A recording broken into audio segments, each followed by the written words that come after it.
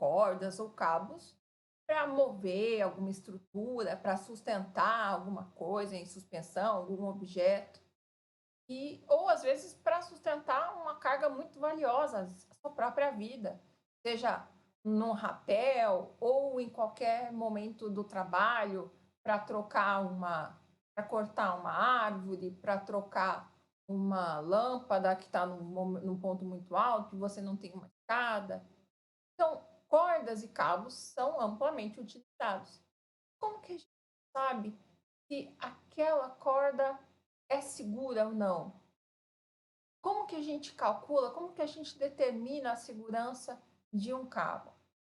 Para isso, a gente precisa entender alguns conceitos-chave. Um deles é o que a gente chama de carga de ruptura. Então, a empresa que fabricou a corda, ela vai fazer os testes da resistência dessa corda à tração, que é justamente essa ação de você aplicar uma força na corda e testar até que ponto ela aguenta sem arrebentar. Essa é a que a gente chama carga de ruptura. Já a carga de trabalho é a carga média ideal que essa corda deve ser submetida quando ela estiver em uso para sustentar com segurança determinada carga. E aí, para isso, é aplicado o que a gente chama fator de segurança, dependendo do trabalho que você vai realizar. Se for uma sustentação de algum objeto de baixo risco, que não ofereça risco para o usuário e nem para a carga em si, você pode usar um fator redutor entre 5 a 7. O que isso significa? Você tem que colocar uma carga nessa corda, uma tração nela, de 5 a 7 vezes menor do que a tensão à carga de ruptura. Já se você estiver trabalhando com riscos grandes, como riscos de vida humana, aí você já tem que colocar um fator bem maior, um fator para 10 a 12 vezes a carga de ruptura.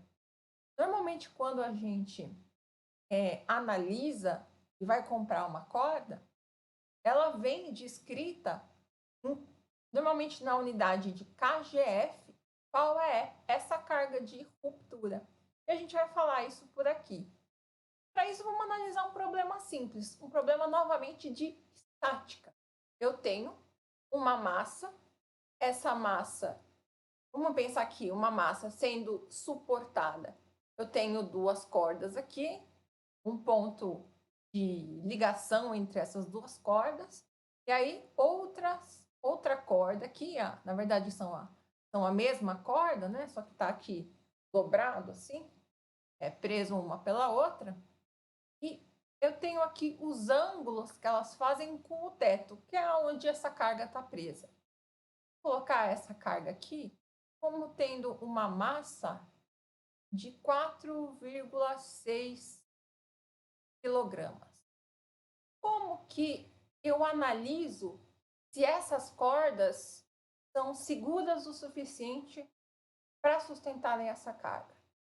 Vamos supor que o fabricante diz para a gente que a carga de ruptura dessas cordas, eu vou escrever assim, ó, TR, eu inventei, tá? Pode ser qualquer letra. Essa carga de ruptura seja de 20 kgf, ou quilograma-força. Já vou explicar para vocês. Então, veio ali no manual 20 kgf e eu quero analisar se é seguro deixar essa carga sustentada dessa forma aqui por essas cordas. Vou fazer umas contas. No primeiro momento, a gente tem que analisar o problema da estática. Aqui eu tenho a minha carga sendo sustentada por duas cordas. Então, quer dizer que eu vou ter uma tração aplicada em cada uma delas. Vou dizer, então, aqui que eu tenho duas vezes, como é a mesma corda, ela vai responder da mesma forma ao peso dessa carga. Então, eu vou chamar aqui de 2T0, porque são duas cordas que puxam, que sustentam essa carga na direção vertical, apontando na direção vertical para cima. E em contraposição, eu tenho força-peso, como a gente analisou, sempre apontando para baixo, na direção vertical, na direção aqui contrária. Como essa carga está parada, eu vou analisar ela do ponto de vista estático, eu tenho que a soma dessas duas forças, que é a soma de cada uma dessas forças, que é a força resultante, vai ser 2T0, apontando para cima, menos a força-peso, que aponta para baixo. A gente está analisando aqui já o módulo dessas forças. Então, duas forças T para cima, uma força P para baixo. Então, quanto cada uma dessas cordas vai estar sustentando de tração? É só a gente calcular. Isso aqui a gente sabe que é zero, porque o meu bloco de massa M está parado. Então, temos aqui que 2 vezes T0 é igual a P. Então, eu sei que 2 vezes T0 é igual a massa do bloco vezes a aceleração da gravidade. Qual é a massa? Era 4,6 quilos. E qual é a aceleração da gravidade? 9,8 metros por segundo ao quadrado. Fazendo essa continha aqui, vamos pegar nossa calculadora, 9,6 vezes 9,8, dá aproximadamente 45, ou seja, 45 newtons, é a força-peso desse bloco de massa M. Então, quer dizer que cada uma dessas cordas sustenta uma tração T0, 45 dividido por 2 vai dar 22 newtons e meio, 22,5 newtons. Como é que eu passo de newtons para kgf, que era lá o valor dado quando eu comprei a corda? 1 kgf, ou seja, 1 quilograma força, é a força necessária, é a força que a Terra exerce sobre um corpo de massa 1 quilo. Para a gente passar de Newton para kgf, basta a gente dividir por 9,8. Vamos pegar aqui 22,5 dividido por 9,8 vai dar aproximadamente 2,3 kgf. Ou seja, a tração em cada uma das cordas nesse momento aqui vai ser de 2,3 kgf ou 22,5 newton. Depois a gente analisa aquela questão da segurança ou não.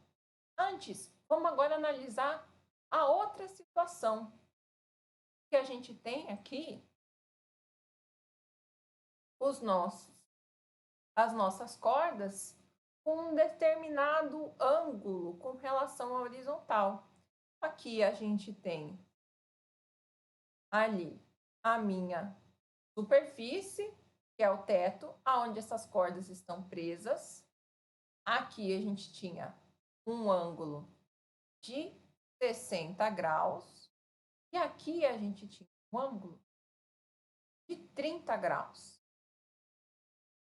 Como que eu vou saber qual é a tração em cada uma dessas cordas? Eu sei aqui. Eu sei que nessa corda a gente já calculou qual era a minha tração. A minha tração era de 22 newtons e meio em cada uma. Como eram duas, eu sei que aqui eu tenho 45 newtons para baixo. preciso saber agora é qual é essa minha tração T1 nessa corda mais à direita, qual é essa minha tração T2 na minha corda mais à esquerda. Só que a gente sabe que forças, tração é uma força, com grandezas vetoriais, então elas têm direção, sentido. E a gente precisa decompor essas forças para fazer alguns cálculos. O ideal nesse caso é a gente decompor em componentes horizontais e verticais. Por exemplo, essa minha tração, eu consigo decompor ela numa componente vertical, que eu posso chamar de T2Y, e numa componente horizontal, que eu posso chamar de T2X. Da mesma forma, essa minha tração T1, eu posso decompor numa componente vertical, T1Y, e numa componente horizontal, T1X. Então, vamos fazer essa decomposição. E aí, como o meu sistema está parado e eu sei que a força resultante é zero, eu consigo igualar esses cabos de guerra para ver qual que é a tração resultante em cada corda, em cada segmento. Vamos ver aqui. Lá a minha T1, como é que eu tenho? Como é que eu analiso? Eu tenho uma tração T1 aqui. Eu sei que esse ângulo é de 60 graus. Mas eu quero decompor essa força. Quero decompor essa força numa direção horizontal, T1x, e numa direção vertical, T1y. Aqui, se esse ângulo é de 60 graus, esse ângulo aqui também vai ser 60 graus. Lembram de uma regrinha lá da matemática? Ângulos alternos internos? Então, se esse ângulo é 60, esse ângulo aqui também é 60. Para eu decompor, eu tenho aqui o meu vetor T1. Então, o meu T1x, que é essa decomposição na direção horizontal, vai ser T1 com o ângulo T1 com o ângulo T1 cosseno de 60 graus.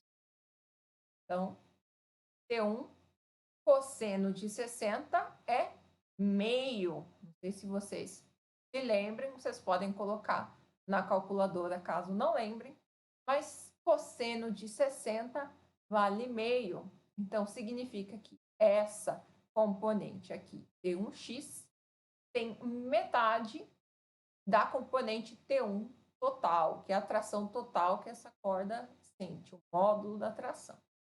Essa aqui, então, é a componente horizontal. A componente vertical, que é a T1y, é o meu T1 sem o ângulo, meu T1 sem o ângulo de 60 graus, seno de 60 graus.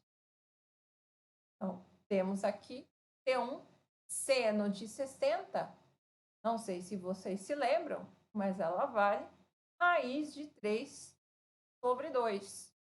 Isso aqui a gente lembra lá de trigonometria, do círculo trigonométrico, que vocês devem ter visto no ensino médio. Mas vocês podem também colocar na calculadora e determinar qual que é o ângulo, qual que é o seno de 60 graus. Então, temos aqui, decompomos o meu vetor T1 na direção x e y. Vamos fazer a mesma coisa para o vetor T2. Então, T2 aponta aqui, esse aqui é o meu T2, e eu quero decompor ele numa componente vertical para cima e numa componente aqui horizontal, que é o meu T2x e o meu T2y. O que eu sei? E esse ângulo aqui, ó, é de 30 graus. Se esse ângulo é 30 graus, esse ângulo aqui embaixo, alterno interno, também é 30 graus. Então, quem que é o meu T2x? É o meu T2 com o ângulo de 30 graus. T2x é T2 cosseno de 30 graus. Cosseno de 30 é raiz de 3 sobre 2. Seno de 60 é raiz de 3 sobre 2. Cosseno de 30 também é raiz de 3 sobre 2. Raiz de 3 sobre 2. Quem que é o meu T2y? A componente vertical da minha força T2. É T2 tem o ângulo de 30 graus. 2 seno de 30. E seno de 30 vale meio. T2 vezes meio ou simplesmente T2 sobre 2. Vejam aqui, a gente calculou todas as forças. Decompôs essas forças. Agora basta eu utilizar primeiro a lei de Newton. Se o corpo está parado, soma de todas as forças igual a zero e determinar quem é T1, quem é T2. Vamos fazer esse cálculo aqui. Bom, o que a gente tem? A gente tem para cima o meu T2y e a gente tem também para cima o meu T1y. A gente tem aqui para a direita na horizontal o meu T1x e para a esquerda na horizontal o meu T2x. E a gente tem aqui para baixo o meu 2T0, que valia 45 newtons. Agora, basta a gente olhar o problema em duas direções distintas, a direção vertical e a direção horizontal, pegar esse cabo de guerra e igualar eles para saber quem é T1, quem é T2. Analisando aqui, a gente tem na vertical, ou seja, na direção Y, a gente tem T2y mais T1y para cima, e a gente tem menos 45 newtons para baixo, tudo isso igual a zero. Quem é o meu T2y? Meu T2y, a gente calculou, é o T2 seno de 30 graus. E quem que é o T1y? Meu T1y a gente calculou aqui, é o T1 raiz de 3 sobre 2. Eu coloquei aqui já seno de 30, vamos já substituir. Seno de 30 é meio. Então, a gente tem aqui T2 dividido por 2, que é o meu T2y, mais o meu T1y, que é T1 raiz de 3 sobre 2. T1 raiz de 3 sobre 2. Tudo isso aqui igual, passo o menos 45 para o outro lado, igual a 45.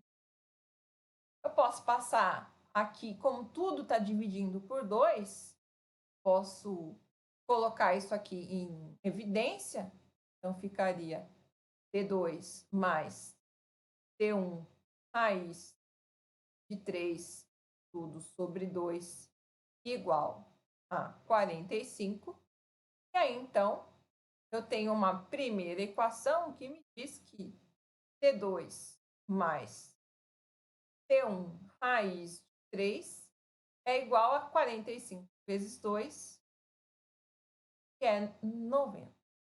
Vamos guardar essa informação para a gente utilizar daqui a pouquinho.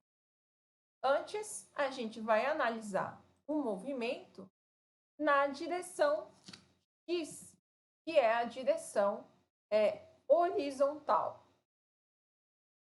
Na direção horizontal, ou seja, na direção X,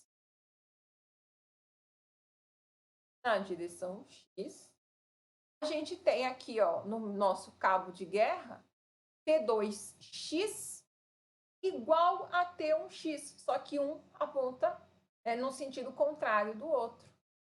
Então, T2x menos T1x igual a zero, ou simplesmente T2x igual a T1x. Quem que era T2x? Vamos olhar aqui de novo. T2x é T2 raiz de 3 sobre 2. E T1x é T1 sobre 2. Então, vamos escrever aqui T2x, que é igual a T2 raiz de 3 sobre 2, é igual a T1x, que é T1 sobre 2.